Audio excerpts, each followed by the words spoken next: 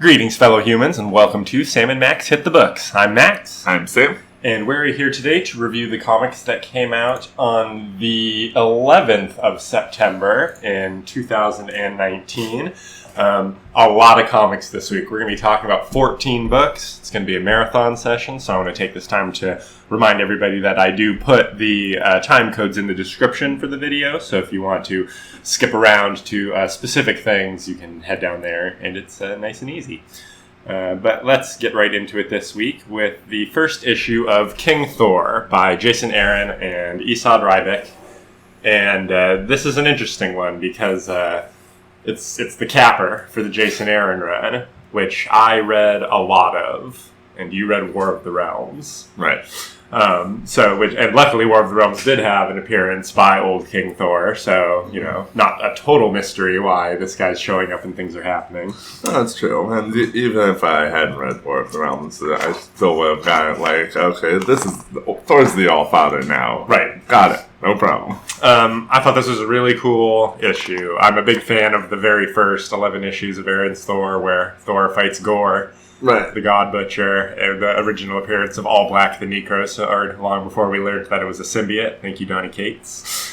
Yeah, which they don't really allude to in this. They don't allude to in this, and that's because I was confused by this, because when we see Loki and Thor fighting, it seems like Loki is using All Black. Right. But I think that Loki actually has become similar to All Black, because it talks about how he spent an eternity in the Muspelheim Fire Vipers, and he ate his way through them, and along the way I devoured an entire world, a necro world, and so now I am Loki the necro god. So I think that he doesn't actually have All Black in this, I think you're probably right about that, with him not having All Black. But him being similar, that's interesting. Especially because at the end, guess who shows up?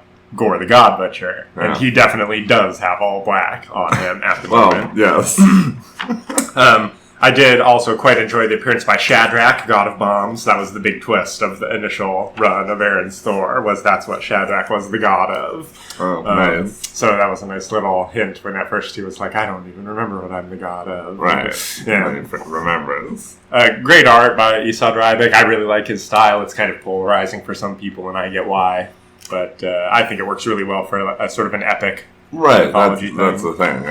If this was down to earth and it was in this style, definitely not. But up in the sky with god battles, definitely give me this. Yeah, absolutely. So I like this quite a bit. I'm going to give it a 7. Alright, I'll give this 7. 7 sounds good. Cool. I'll give it a 7. Excellent. And we're going to move on to issue 19 of Terrifics by I should know Yang's first name. Gene Lewin Yang. Yeah. And I don't know this guy. The artist? Yeah, the artist. I think that's different. It's Raynar. Oh yeah, I'm not familiar with Raynor's art, but he did a pretty good job in this book. Yeah.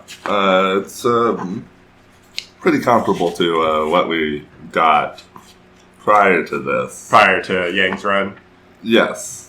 But this, of course, is it's a Max Raynar. Max, what do you know? Yeah. That's my name. What do you know? But this is an issue that takes place prominently in Bizarro World. Yeah, on Hatray. Yes. Yeah. Is that how you pronounce it, Hatray? I assume so. Okay. I assume, unless you're supposed to actually pronounce it like it's Earth backwards and go Thray. Yeah. Okay. Thray. I like that. I imagine that's probably how it is. Yeah, okay. But, it is a weird thing reading a Bizarro comic with Bizarro being the focal point. And the narrator. All the narration is Bizarro speak. You really do have to kind of just, not think about it too hard. It's always interesting when people write a lot of Bizarro dialogue, because you always eventually run into the problem of how much do you reverse and how much do you not reverse for the sake of clarity, because some stuff will get reversed in a sentence, but then other stuff won't be reversed in a sentence. And I'm just always interested by which things authors choose to reverse or not when writing Bizarro dialogue. Because sometimes it can be like a fine line between entertaining and just like, wait, no, this ain't making sense. Right. You just have to power through. Right. And then you'll get it. And thank God for the art, too, because that really does help you tell the story of what's actually happening. How funny is it that Lex Luthor's power-up for Bizarro is, Bizarro could really fuck up a lot of shit if I gave him a time machine. Right? Like, oh, man, like that's like a Carnage level Agent of Chaos move. Like, it's true. Because, Bizarro doesn't like how nice and well-ordered his world has become. So he decides to use this time machine that Lex has given him to go back and destroy the creator of the T-Glob. T-Globs. I love the T-Globs. The T-Globs. And everybody gets one. Everybody, Mr. Terrific just has his own T-spheres. Right. But Mr. Terrible gives everyone a T-Glob. Right. Everybody gets a T-Glob. They make life wonderful. Except for some reason, the T-Globs don't speak reversed. Oh, that's true. They speak normal. Which, that's very weird to me. But I guess it makes sense that Mr. Terrible would be bad at making his T-Globs. That is true. Yeah, and so Bizarro goes back in time to the moment when he first introduces the T-Glob and beats the crap out of it and disfigures him. Horribly. Terribly, so that his head is now a big T.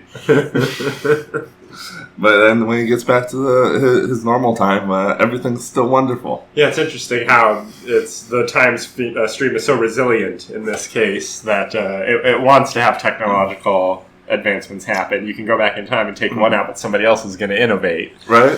Like, it's basically positing that if you went back in time and assassinated Steve Jobs, like, someone else would just invent the iPhone, essentially. Yeah.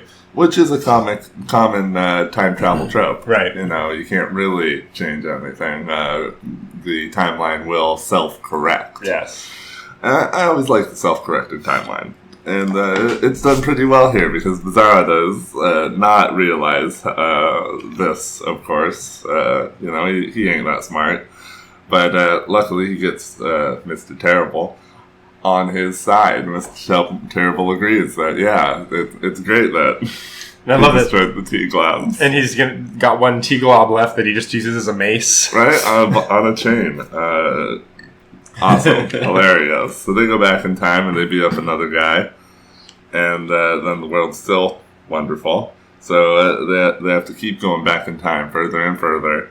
And they go on a mission just to destroying the all knowledge. Who invented algebra and the computers and gunpowder and just everything. The wheel. The wheel, right. He's munching on a wheel. Hilarious. Stone wheel. And so once again, timeline corrects itself. Finally, he realizes this world self-corrects. We gotta go to another world. Let's go to Earth. And so they're going to Earth. And then we get, a little bit of the actual Terrifics, a couple of pages. Paul is leaving. Mr. Terrific's sad. How many issues of the Terrifics have ended with an alternate or evil or some other, team showing up on the last page and being some sort of a parody of the Terrifics themselves? I feel like this is a straight trope for this comic at this point. I feel like you're right about that. Yeah. We've definitely had it a few times. Multiple alternate universe versions. And then now we're getting... But, I would love the idea of Bizarro Plastic Man appears to be some sort of metal man. Maybe a stone man. Yeah. That's true. He does look shiny. Metamorpho is very handsome. That's Metamorpho. Right? Bizarro Morpho. It's awesome. Is he going to be Bizarro Morpho or Meta Bizarro? Metazarro? We'll see next week. Or next month. Find out. I'm looking forward to finding out. Or actually, we got this issue 3 weeks late, so we might find out next week. Oh, sweet. I give this a 7. It's fine. It's good. I'm giving it a 6. All right. Yeah. Okay, moving on to Absolute Carnage, Symbiote of Vengeance by Ed Brisson. drawn by Juan Frigeri. And this is another one of the one-shots. This won't be a continuing series, as we can tell from the events that took place within. Right. So just all about how Carnage, who I don't know when this is happening, or if this is actually Cletus, or if this is supposed to actually be Norman, because the artist forgot to... I mean, I assume it is Carnage because he has the symbol, but he doesn't have the, like, spine sticking out thing. Yeah. The artist dropped the ball a little bit continuity-wise there.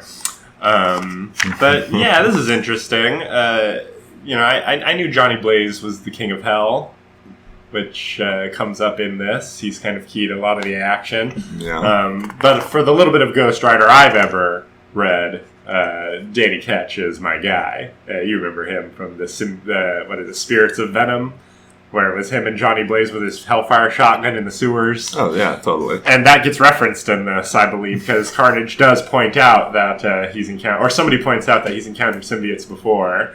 And, that's right, he tried to penance stare a symbiote before, and it didn't work. Yes. And that took place in that book. Right. So very cool reference. Got to give Brisson props for that. This is an interesting one-shot because this is one where Carnage wins, basically. Yeah. He gets the codex that he wants, and gets empowered as sort of a weird Ghost Rider Carnage for a bit. Yeah. It's good. It's a good little action fight scene. Ghost Rider, he shouldn't be able to beat Carnage by himself right now, if Carnage is the threat that he's supposed to be. So it makes sense that this is one of the one-shots where we're going to get a loss for the good guys before the eventual big win. Yeah. So it's fine. I don't really know anything about this girl Ghost Rider who shows up and dies in this issue, so maybe if I had read a comic with her in it before, her death would have mattered more. That's quite possible. But, well drawn, except for the Carnage thing, and, the little moment at the end, going to meet all the various Ghost Riders of history. Right, the ones that are in hell. Yeah, it's a nice moment. This comic was fine. I give it a 5. Yeah, I'd give it a 5 as well. Yeah.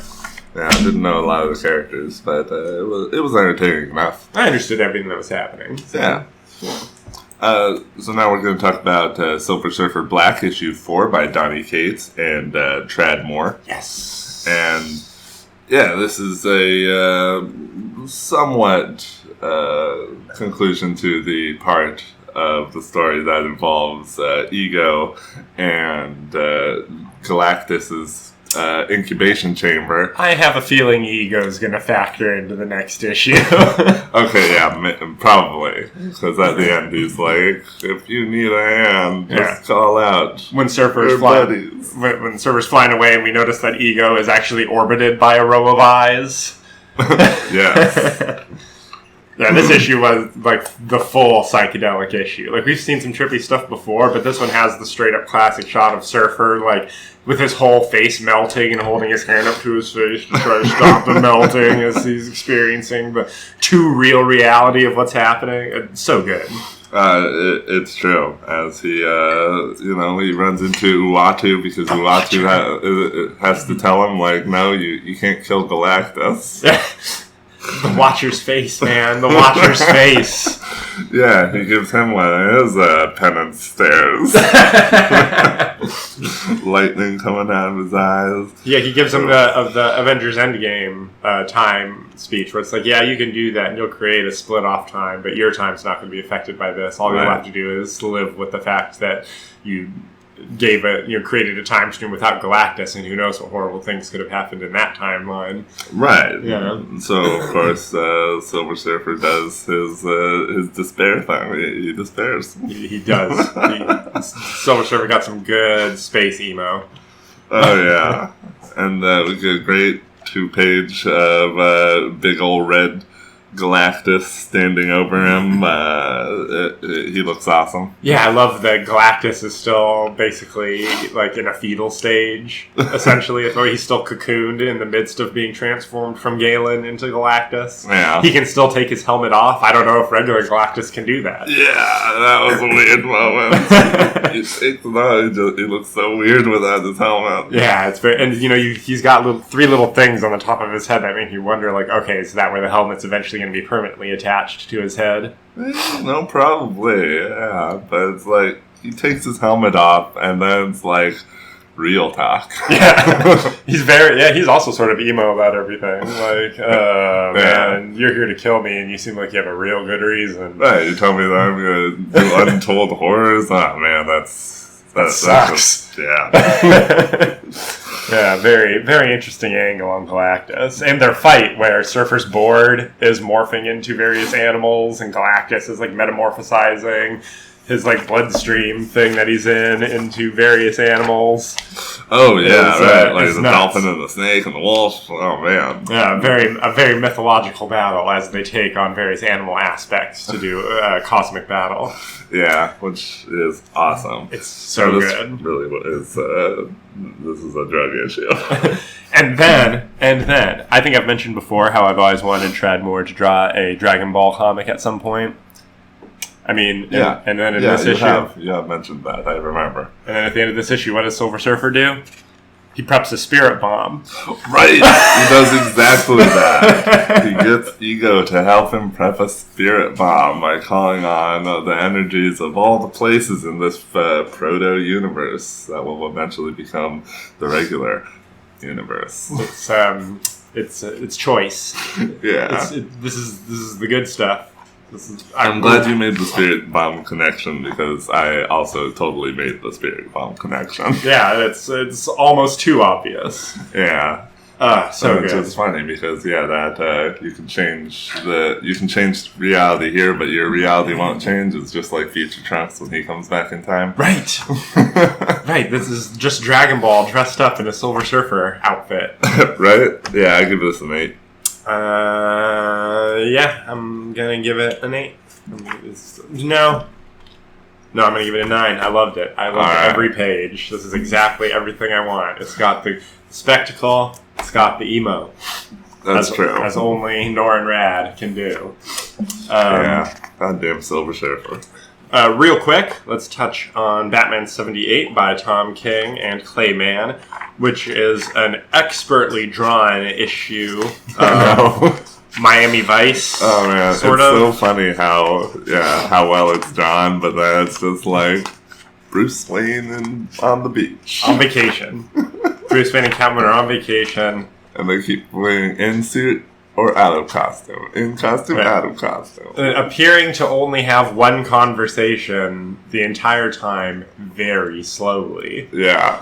Right? With lots of cat and bat work done. Lots more cat. If you are missing cat and bat, like, Tom King is here for you. Alright. At one point, he says, wolf and tiger, like, he gives something other than cat and bat. And it's like, why couldn't you do that the whole time? It took you right out of the story. Right? So it's very, very good. I'm going to give it a whole 3 points for Clayman's wonderful artwork. Even though he didn't get to draw anything cool. Right, it is really good artwork. Unfortunately, that only gets it up to a 2 for me. Yeah. Not too much of this left. We're almost done. Alright, well. Our cross to bear will soon be relieved from our backs. Something to look forward to. Yes. But something that is not a cross to bear is Venom, the Absolute Carnage tie-in. Issue 18 of Venom, Donny Cates, Ivan Coelho. Oh yeah. That cover, man. The maker on the cover. The maker on the cover. Him fighting symbiotes, being a stretchy dude, he can get pretty symbiote himself. I know, it really does look like he's taking on their aspects as he fights them. Right? He's like, you stretchy, eh? Me stretchy. That's so true. Now, this issue, we get what's been going on with our newest symbiote, Sleeper. Yeah. Since he left after inhabiting the body of Telkar. Yes, the Telkar. I'm surprised I remembered that. Yeah, the blue, he's a Kree. Well, he ain't blue no more, now he's a skeleton. But yeah, now he's a skeleton. he has decayed. Sleeper shows the kids. Yeah, it's funny because it's like very similar to the previous issue when the Maker took off his helmet for a second. Yeah, yeah, it's true. It's these poor kids. Yeah, I know, right? Like, people keep taking off their masks, and the kids are like, "Please stop!" Right. Though it's also a lot like Carnage and Cletus right now, with Cletus being a zombie. Yeah, very true. I didn't notice that. Yeah, good connection. Yeah, so we have a few symbiotes running around, but symbiotes are so weird now. Zombie. And I guess Sleeper. So creepy. I guess Sleeper, part of his ability to manufacture chemicals in his body is that he can just manufacture and ignite rocket fuel, because he can just make his symbiote be a jetpack that allows him to fly through space under his own power. Yes, that is how he gets around, because, our first page of him is him totally just rocket boosting towards the planet. He jumps down on the planet, and you can see all the tentacles going back into his back. Not only can he just manufacture rocket fuel, but he gets to the planet of Clintar, and they, of course, stretch out their tentacles, or its tentacles, if the ocean, the drop. Is it the Great Lake, or is it just a bunch of goos next to each other? Right, you don't know. I think it's probably the Great Lake, but it, of course, tries to get him and have it help stop Null, keep Null inside of it. He senses Null there and figures out that, something big is coming. But he's able to stop the planet from getting to him by manufacturing another chemical and he is a little making bit that hot. Like he does like a phosphorus like an acid. Right? Yeah, phosphorus. Yeah, he's a little overpowered because in a way he's got he's almost a firestorm type guy where, depending on how much an author wants to stretch the ability to create chemicals, quote unquote, any chemical you want within your body, you can create a lot of things. He's obviously not at a firestorm level. He probably can't create a nuclear isotope, but you could get real creative with this. Well, everything's made out of chemicals. Exactly. So you can kind of make anything depending on how much mass and how many electrons you can add to a thing. How many protons and neutrons you can shove together, because that's probably all he's doing. Yeah, this guy is very cool and looks very cool. He looks cool. Yeah, he's cool. He's another Venom kid, and, there's a long history of Venom's kids being awesome, but not since Carnage himself we had one that was quite this unique and cool. Yeah, I agree. Carnage came out and all of a sudden, wow, this symbiote, he has all new powers. You know, he can detach parts of himself. He can make parts of himself actually sharp and blade-like. Right. But now we got this character, and he's cool too. And in this, you think he's gonna, merge with. They really with play Brock's kid, because he feels like he might be stronger. Yeah, Eddie's kid and Venom's kid. Yeah, and Eddie's kid, his eyes are doing a weird thing, Yeah, so.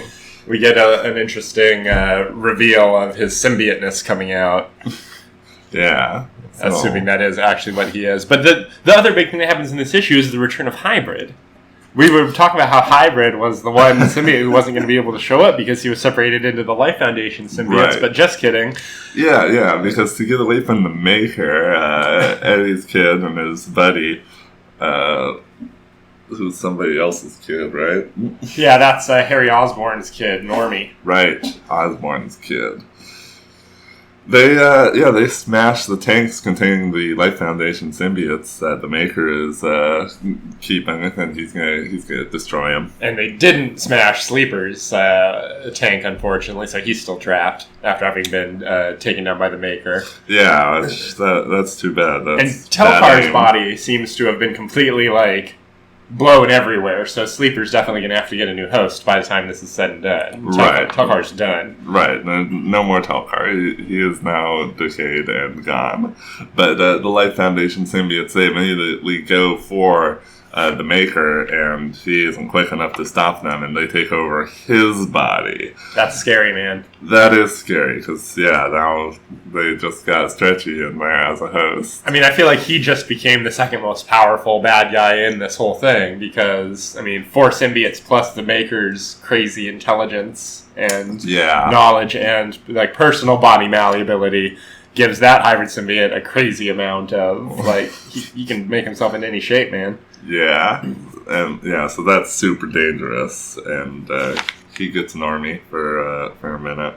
But luckily, we got the superhero team coming in of Spider-Man, Captain America, The Thing, and Wolverine. If The Thing was there, I would almost wonder if this was actually Moon Knight showing up. Just kidding. That's a deep cut. But this actually, when it happened, it reminded me a lot of in Maximum Carnage, in the episode where Spider-Man's beat down, and he looks up and there's Captain America holding out his hand to help him up. I was like, yeah, that's true. Things are going to get serious now. Ben Grimm, you kidding me? Right? Oh man, the symbiote's getting him. Whew.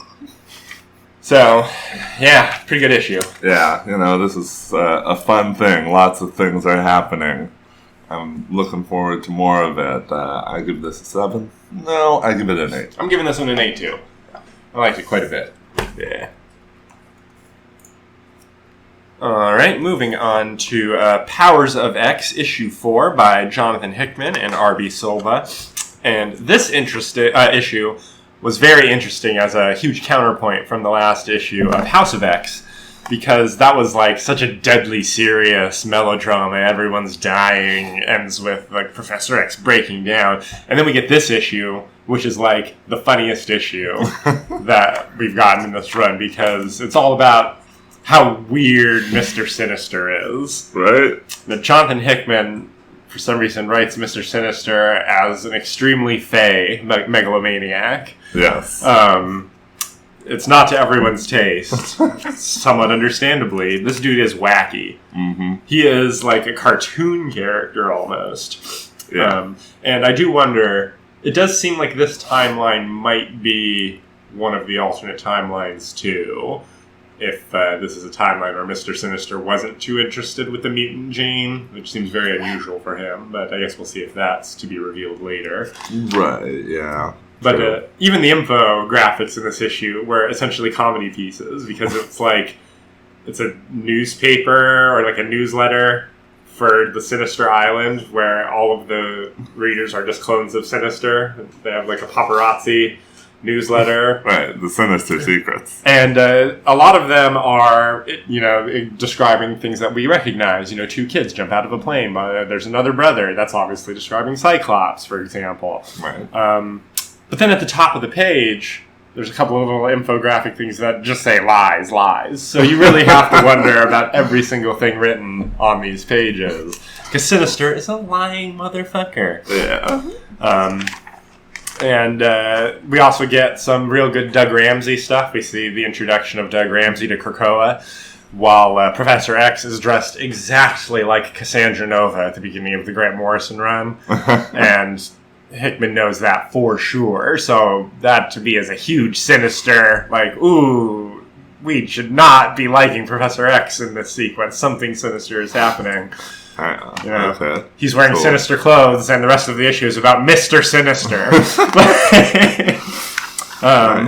So, yeah, it's a good issue. I really had a good time reading it. Oh, yeah, the Phalanx stuff at the end. What is going on here? I really thought this plotline was over the last time we saw anything happening. But there's some sort of weird thing happening where the Phalanx won't take biological entities into their perfection. Right. So the sort of people living on Earth in the 1,000 years in the future timeline are trying to figure out a way to ascend by copying themselves to robotic intelligences that can ascend. Right. I believe that what they are doing is these scientists are trying to upload one of their personalities to a machine so that can then be a part of the controlling AI of the Phalanx. Yeah. So, in my opinion, that makes these bad scientists. Oh, yeah, you think we're doing something negative. Interesting. Yeah, so pretty good issue. Raises some questions, as most of the issues so far have. Very excited about the answers to those questions. We're in the bless you. We're in the end game at this point. We're over the hump, and in the little guide to issues in the back, the next issue is one of the red highlighted issues. And the previous one that was red highlighted was the one where Moira had her power revealed, which was the big twist. Moira, yes. So I'm very excited to see what's going on in House of X next week. Yeah, that'll be fun. Giving that one an 8. I'd also give it an 8. Just wacky but still on course. With the story. A good tonal chaser for the dreariness of last time. Right, the dreary action. Now we're going to talk about the Orville. Issue 3. Issue 3. Weren't expecting more Orville, but we're getting more Orville, and that's pretty cool. I've added it to my poll. We're getting it officially. Yeah, this one is another 2-issue run, The World of Avis, Part 1 of 2. We're going to learn more about Avis, the god of the Krill. Love it. Yeah, because why not? And this one starts, as once in a while any Orville should, with them on the holodeck. Yeah. We haven't really named... They never named it, did they? I'm sure they have, because in the Bortus is addicted to the holodeck episode, I swear they had to have referred to it by something. They must have. They've been in there quite a bit, actually, because there's also the Malloy is in love with the woman from the past that he has recreated in the holodeck. They must have just failed to name it anything memorable. That's true. So we're going to call it a holodeck. But yeah, they seem to be fighting in the Crusades on the holodeck versus England. Yeah.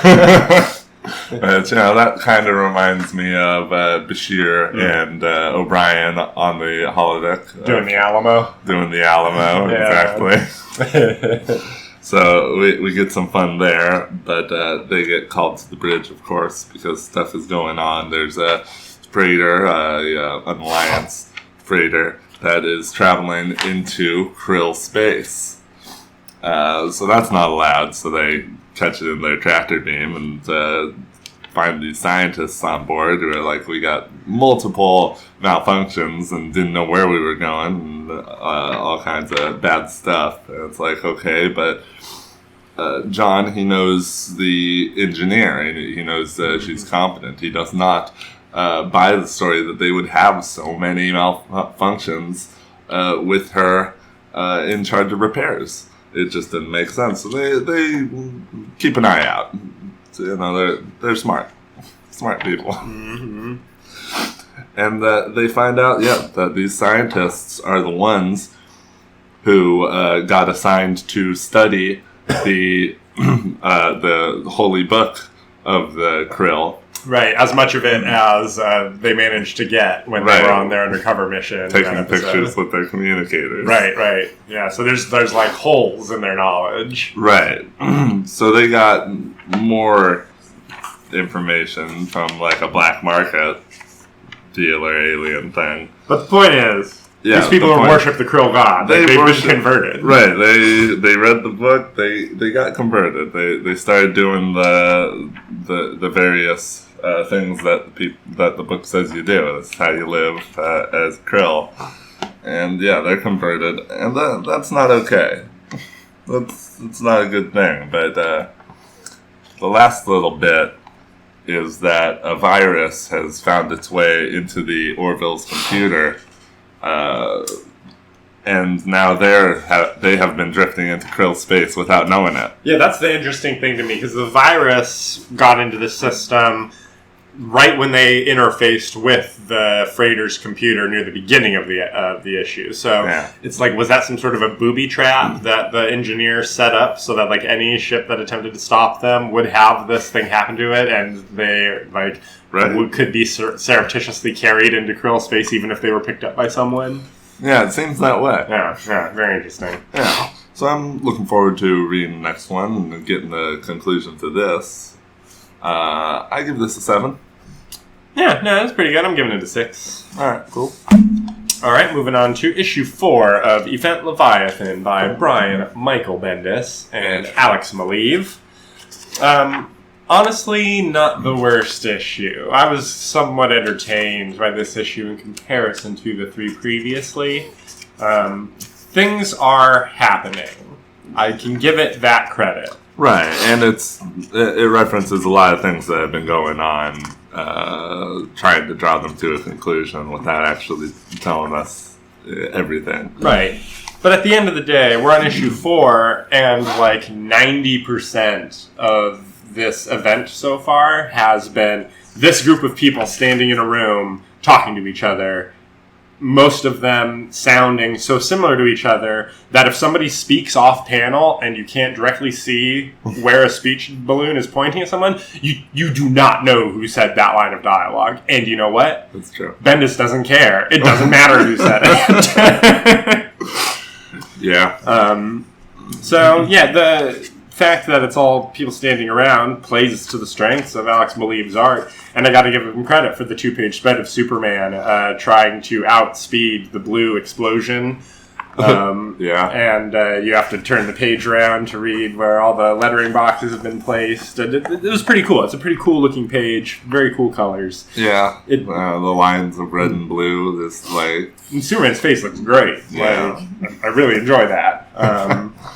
But yeah, like look how action-packed the cover of this issue is, and then think about everything that happens inside. That's true. And, I mean, who could Leviathan be? It's Lois's dad, right? Like, it has to be somebody who's appeared in the book before, because I don't think Bendis would do a cheat mystery where the reveal is going to be somebody who's, like, never been mentioned. So, like, I'm very confident that as much as we rag on this guy, he knows the basic rules of a mystery. And, yeah, that's who it's got to be, right? Oh, maybe, yeah. I guess it could be. It's not Lois. Critically injured. You know what it is? It's not Batgirl. It's that skeleton dude.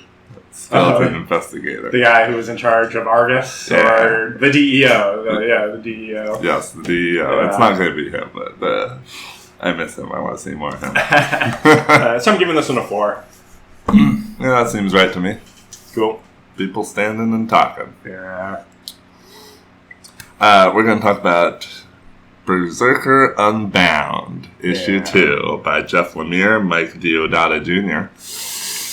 Yeah. This is the direct follow-up of Berserker finding his way into modern-day world and meeting that homeless guy.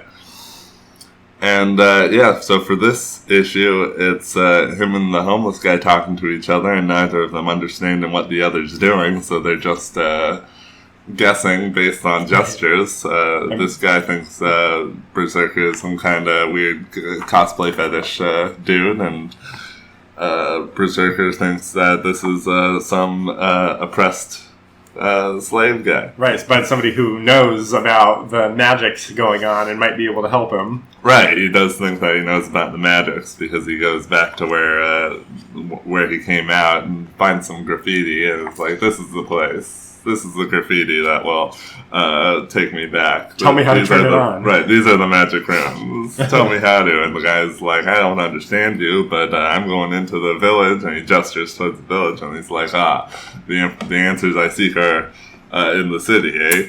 I like that you call New York City the village. Well, to Berserker. Right. Yeah, so they spend a day going around the city, and Berserker being all like, what is this place? This is a crazy place. What ruler oppresses all the people? As they walk around the slums, get some money, get some mead, or some wine. But to Berserker, it's mead.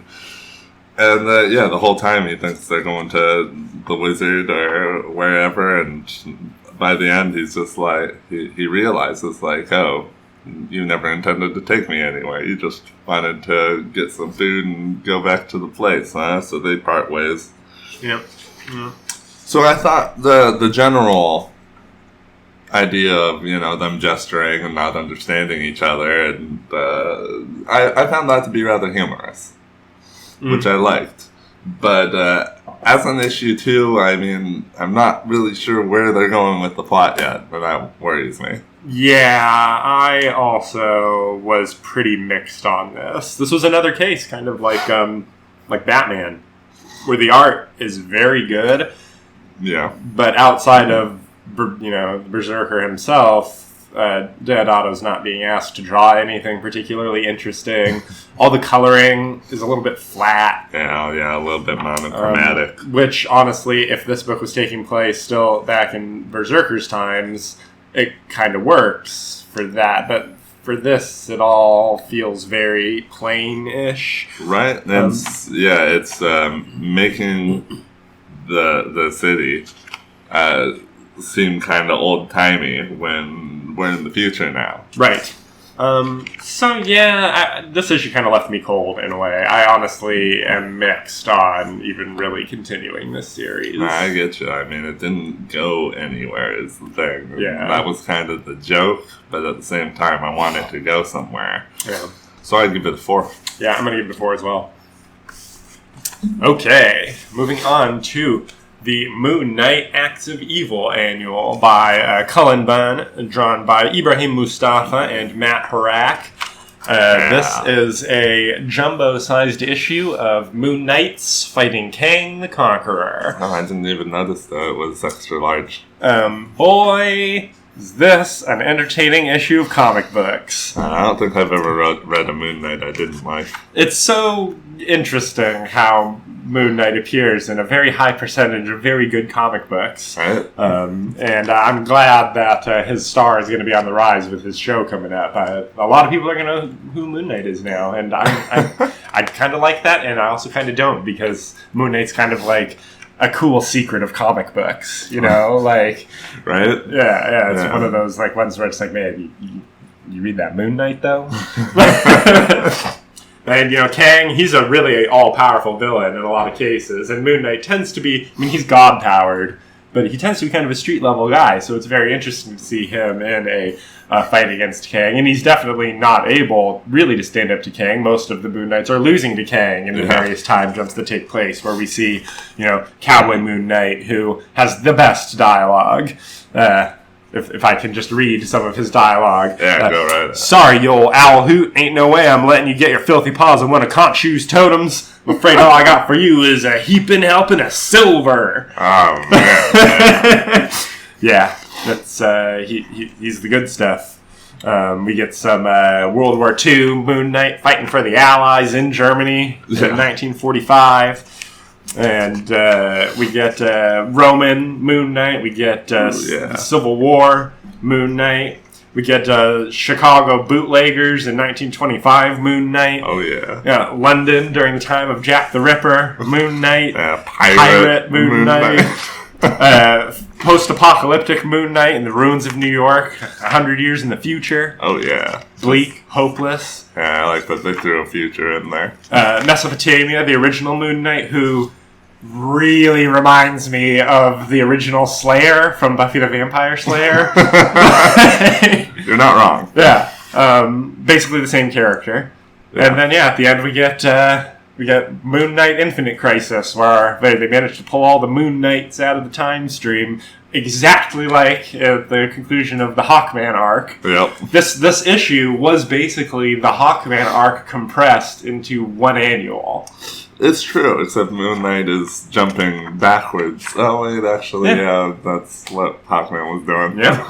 Except Moon Knight is also jumping forwards sometimes, into like a post-apocalypse. Yeah, he's jumping back and forth. Awesome. So it's just all good. It's just all good stuff. It ends perfectly.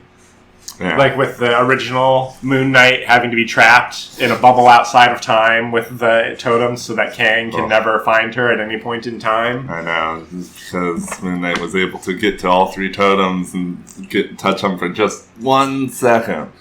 And I love how the bad guy doesn't initially win just because Moon Knight managed to get one of his moon throwing stars into one of the totems. Right. And that's what scatters them through time. Yeah, it's a great issue of comics, man. I love it. No, it's so fun. Moon Knight is so cool. Moon Knight is so cool. And the art was good. I really enjoyed the art throughout. Good, great job. Action-packed, many fight scenes, many eras, different color schemes for different places. It just all works. Right.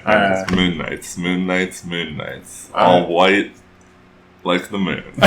All white, all night. I'm going to give this one an 8. Yep. I give it an 8 as well. Cool. All right. So next up, we have the second issue of the Absolute Carnage Deadpool tie-in. Absolute Carnage versus Deadpool. Awesome. And that's by Frank Thierry and Marcelo Fieri.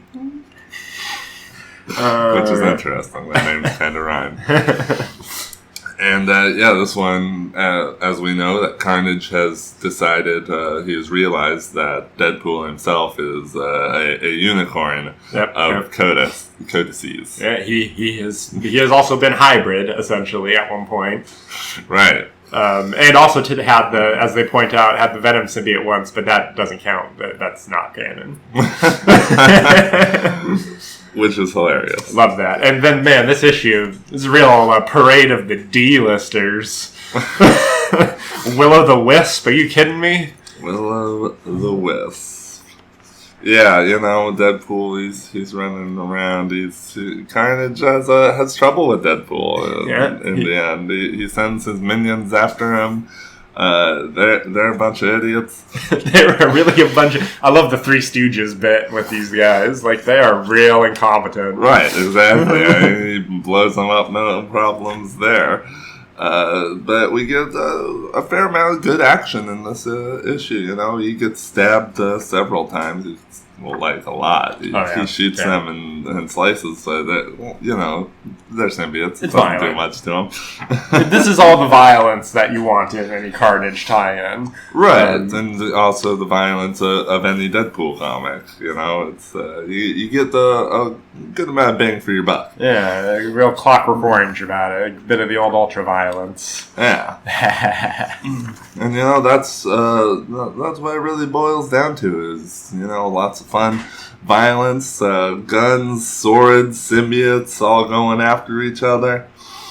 You get some exploding Carnage, which that got me for a second because I had to read that a couple of times to realize that it was essentially just a gag, that he had beaten down the guy's healing factor so much that all it would take is a drop of water to explode him. Right.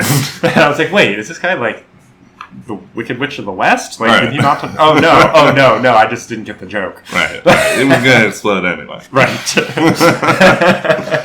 But then at the end, one of the Carnages. Yeah, is it? This is Norman, right? This is probably Norman because he doesn't have the symbol. It probably is Cletus himself. He went off to fight Flaming Head guy from Hell. Ghost Rider. Thank you, Ghost Rider. And Norman, he went over and to get Deadpool. And so we'll see in the next issue where that goes. I guess I'll say this one a 6. Yeah, I think 6 is right. Pretty entertaining. Nothing special, but good bang for the buck. Right. Okay, next up, speaking of Hawkman, it's Hawkman 16 by Robert Venditti and Pat Olive. Oh, I'm so Steve.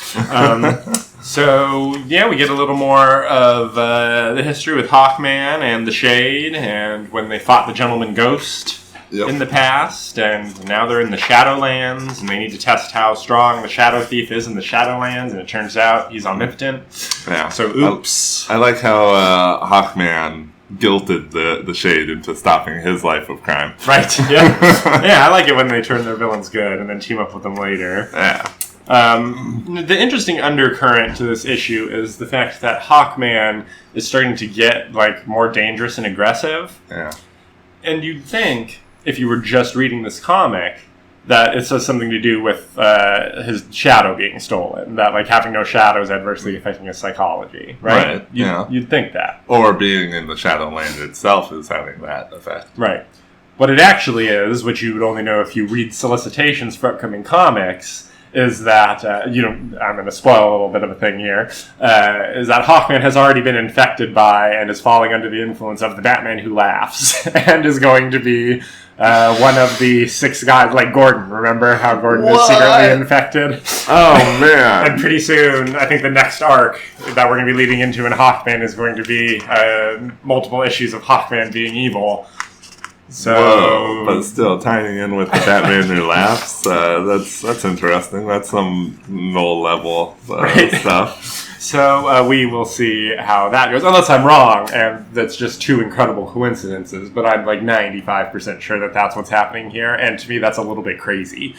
Right, no, that's definitely a little bit crazy that would be happening this far back as a foreshadowing. Right, you gotta at least do the thing that Detective's been doing and have like a page at the end of one of the Hawkmans be like a shadowy figure watching things from afar and be like, soon, Carter Hall. Right, Luthor bot. Right, soon you'll be smiling. Yeah, I love fucking Lex Luthor bot hanging out outside of windows. So, honestly, this issue was fine. I'm not loving this arc, to be honest with you. I'm giving it a 5. Yeah, I give it a 5 as well. This Shade stuff, it started out with a bang, in my opinion. I like that first issue of, oh, we got Shadow Thief and he stole your shadow. Right. But it's been 2 issues since then, and we're still doing it. It feels fillery to me at this point, especially after how epic the initial, 12, 13 issue arc was. Yeah, that one was so good. It just feels very like, eh. Right. Like, we're just doing this because of the Lex Luthor, you're the villain thing, right? Like, you had to come up with something to tie it, and this is what we got. Right. It feels like you could have done more with that. Right. What are you giving it? I give it a 5. All right, go. Maybe you said that and I forgot. Yeah, I don't remember. Maybe I said 6 and I forgot. Now I give it a 5. I don't know. But you can look back if you want, listeners, and find out.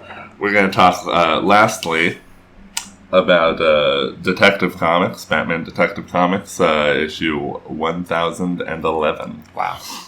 And, yeah, this is the Deadshot. That's Deadshot, right? Yes. Yes, it's Deadshot. Not Deathstroke. Not Deathstroke, exactly. I know I made that mistake before, so I'm trying to remember. Yeah. Deadshot. And where Bruce Wayne has fallen out of a plane and run into this nice American and this nice Japanese gentleman. Yeah, and living their lives on this island in seclusion as best buddies. Yeah, it's nice. Yeah.